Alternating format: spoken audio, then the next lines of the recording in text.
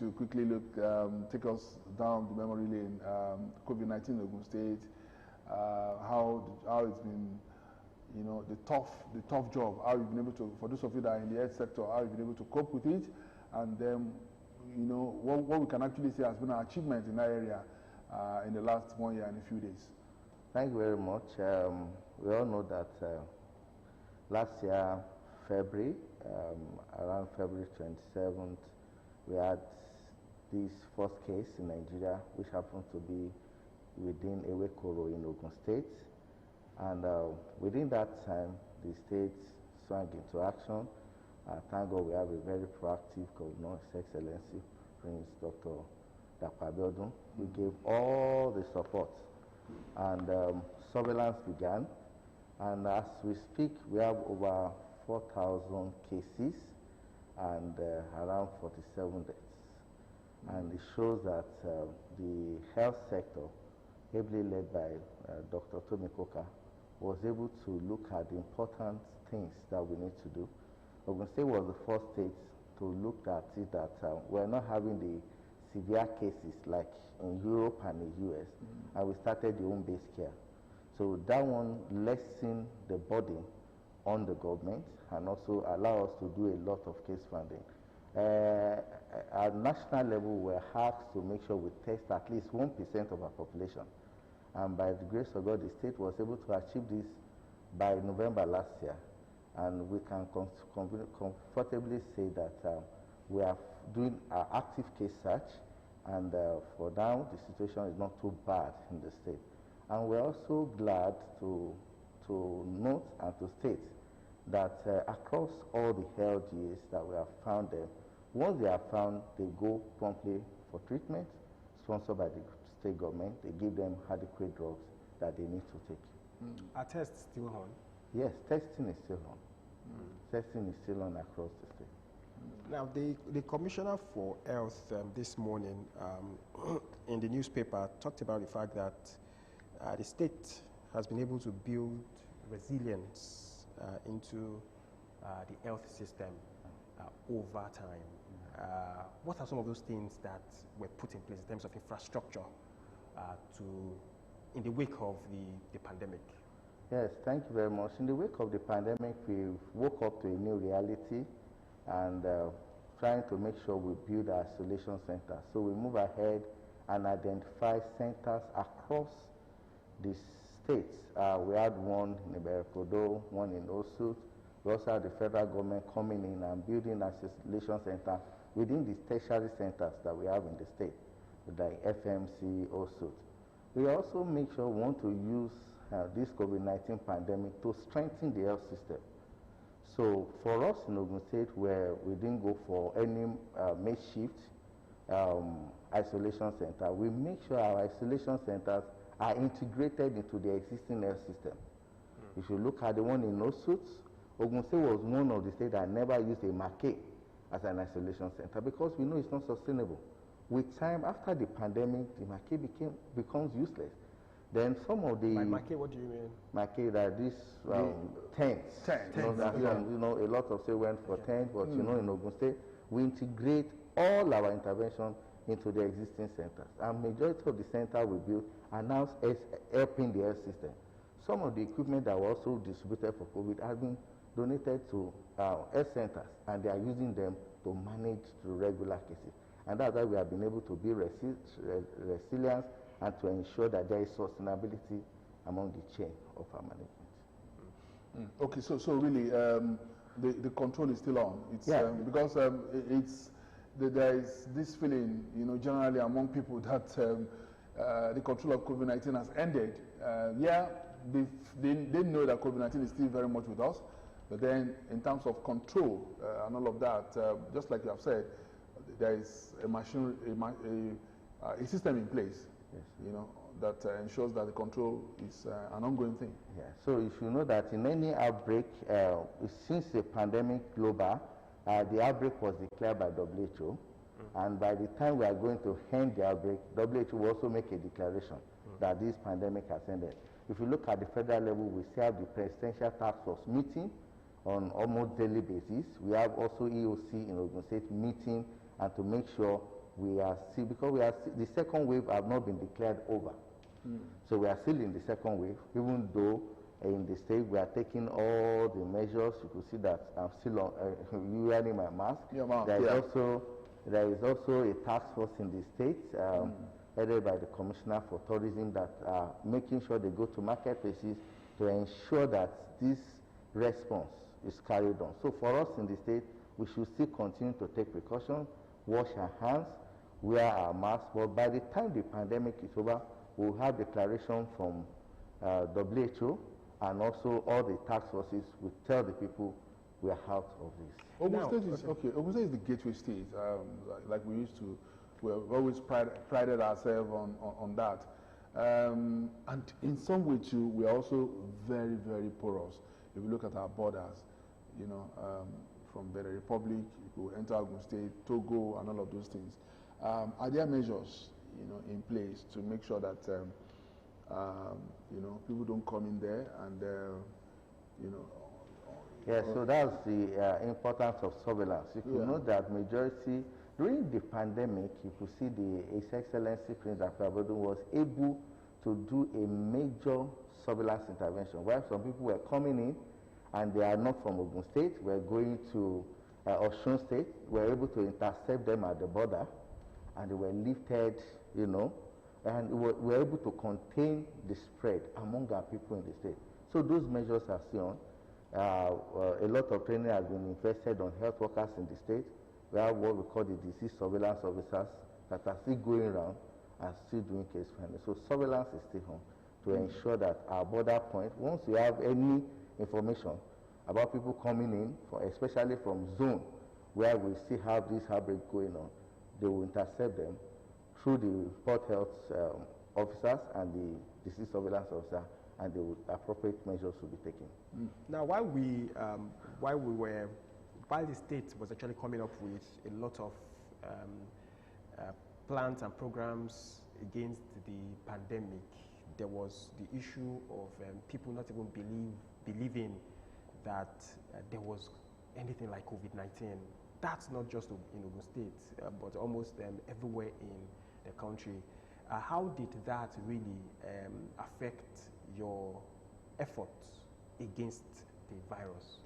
Thank you very much. You know, we're lucky in Africa that what the postulation that people will be dying across the streets didn't really come true. But if you notice in Lagos around December, there were issues of people going to crowded places and they were dying.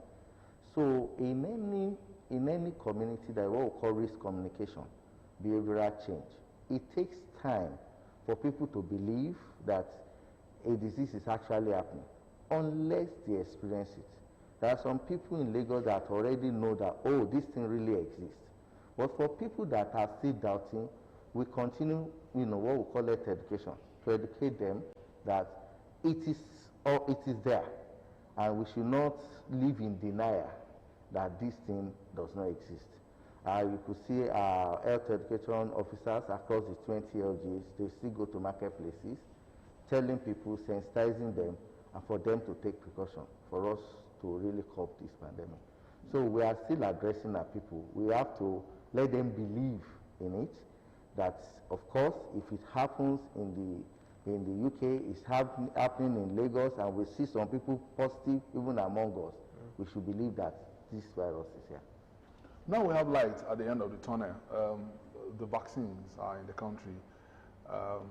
In the papers this morning, you know, we had a very ugly report that you know, some states are having problems, you know, in the area of administering the vaccines and all of that. Tell us, what's the situation? When are the vaccines getting to Ogun State, and how will things go? All right, thank you very much. What we know is that we should congratulate ourselves as Nigerians that after a long while, we have the vaccines, even though it's around 3,940,000 doses, which is still a very little droplet compared to our population. But you know, the country has been able to triage and be able to face the implementation of this vaccine, which is also one of the international best practices done across all, you know, Europe, in UK, and in the US. So for us, we are adopting what the federal government has stated, that this vaccination exercise is going to be in 4 phases. Okay. We are in the phase 1, and the phase 1 is focusing on the frontline health workers. Sorry, the frontline workers, which include health workers, you people in the press, people that are the police, trace, people that are holding the fort. Then after that, we have the second phase, which is going to include the aged from 50 years and above, and anybody that has comorbidities, this is something like hypertension and diabetics that are within the age of 18 to 49. Then the third phase will be a phase in which we'll be looking at our epidemiological data to look at local governments or states that are really high burdened. We'll take care of that. Then the fourth phase will be like a mop-up, any other population, depending on how the trend of this disease goes. For us in the States, we've seen the live demonstration by His Excellency, the President of the country, and how he was vaccinated at the State House on Saturday. We are going to do that also in the States. I'm sure His Excellency, the Governor, is really taking lead as regards this COVID-19 vaccination. Presently in the state, we are in the phase of training. We are already training our health workers because it's a new vaccine. We need to educate our health workers to know what to do as per this administration. We have the training manual, the training guide, and we are training at the state level close to 300 health workers who are going to go to each of the LGA and do this. For us in the state, we already have a committee set up once we knew that the country was going to bring in the vaccines. So we have a committee set up, chaired by the Honorable Commissioner, and we have 3 thematic groups. We have the Resource Mobilization, the Technical Committee, and the Risk Communication Committee that have moved into action to ensure that once this vaccine comes into the country, we'll do the needful. For us, for now, we don't have the vaccines. We know it's at the national level, okay. But we are waiting to receive the vaccine in the state. We are friends. We'll be communicating with you as long as we have the vaccine, and we are going to, after the Excellency, demonstrate the leadership in the state, as our President has done. We are going to start rolling it out across the 20 LG. So as we speak, we don't have the vaccine in the state. Okay. Do you have idea of the figures Ogun State might be getting? That one depends on the national. I'm sure they are going to use a lot. They've asked some data from us, at least looking at the population of the health workers we have in the state, which we have sent to them. They've been able to give us some of the vaccination sites and the team we are going to use. So for now, I don't want to preempt them, but we are waiting. But one thing I can assure you, and also to appreciate His Excellency, is that we know that in Nigeria, vaccines are centrally procured. So, and that is in the purview of the federal government. But the most important thing we need to do is to ensure that we keep those vaccines at the required temperature throughout, from once it's delivered at the state level to the end user. And we want to thank him because our cold chain system is really vibrant. We have been able to go do the assessment and to ensure that they are working. So up to the facility level, we are sure that this vaccine can stay at +2 to +8 and to be delivered to the people. Now, do we have a date in mind when the governor will actually be having his? As I said, that will be communicated. As ESCO member, the Honorable Commissioner is ESCO member, and we're able to interface, but I can assure you, OGT will be involved because probably it's going to be live for people to see that this is true, it's happening in the state. So we'll communicate. Now, as we have heard, every person is supposed to take 2 jabs of the vaccine. Is that what is still going to happen? And then when you look at the figures of what the country has procured, so many persons are actually pessimistic that it might actually not go beyond the second phase that you pointed out. Thank you. According to the recommendation from WHO, the AstraZeneca that is being approved by NAFDAC in Nigeria is 2 doses. And the interval between the first and second dose is minimal 12 weeks. I want you to know that for the government to 12 weeks. 12 weeks. Okay. That 12 weeks, that's around 3 months. So by that time, if you see that, I mean, some people in the second phase also would have the answer. Then if you look at, there is global shortage of this vaccine. This vaccine is not that much. So we are applying through our partners, and I'm sure the maximum dose Nigeria is going to procure is not the 3.4. This is the first batch of the quantity of the doses of vaccine that we're expecting in the country. I'm sure in a few weeks now, the other doses will come and we can roll out as planned. And I'm sure you're also aware of some of the, what is it called? Some of the conspiracies trailing the vaccines and the rest of them. What are you also doing to ensure that people do not have that negative impression about the vaccines? I mean, because if the impression is negative, there is every tendency that they will not come out when you ask them to come out, to come and be vaccinated. Okay, that's what we call vaccine hesitancy. But if you look at the issue of this, is not new in the country. Thank God, I'm sure OGTV was part of our partner during polio eradication. It took us time, but last year, Nigeria was certified polio free. Yes. Despite all the issues we have with polio, people saying it causes infertility, but we're able to surmount it. So we're already working on this. So we have a major, as I said, we have 3 thematic groups. One of the major groups is risk communication. As of yesterday, the state health educator was still in a gathering to sensitize people on the importance of this vaccine. And it is so, even if you don't have the disease, you didn't come down with COVID, it is very important you take it because we want to achieve what we call herd immunity. At least 70 to 80% of us must be vaccinated for us to break the chain of infection. So for us, we are working on that to tell people we have experience and best practice of polio, which we are going to deploy at this moment to ensure we mitigate all those negative vibes coming from. I think the exciting thing for us is the fact that Ogun State is ready. If, for instance, if the vaccines come into the state today, right away, we can, by the grace of God, accommodate them, store them, and and distribute to the last mile. And the health worker that will do the needful are already currently in the training, courtesy, state government. So. All right, we must thank you so much for coming on the program. And I think this piece of information we got from you this morning is quite gladdening. Thank you. Because there have been fears, about how the vaccines will be distributed and all of that.